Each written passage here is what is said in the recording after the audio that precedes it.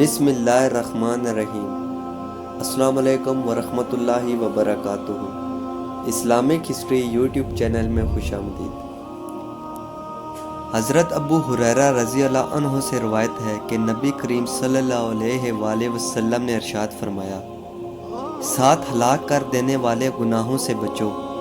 صحابہ کرام رضی اللہ عنہ نے عرض کیا، یا رسول اللہ، وہ 7 گناہ کون سے ہیں؟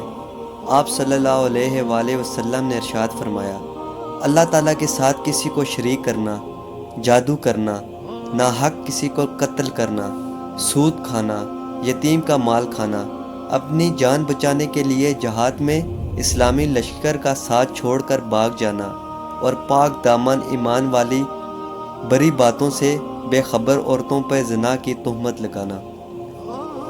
ویڈیو اچھی لگے تو دوستوں کے ساتھ شیئر کریں۔ السلام علیکم ورحمۃ اللہ وبرکاتہ۔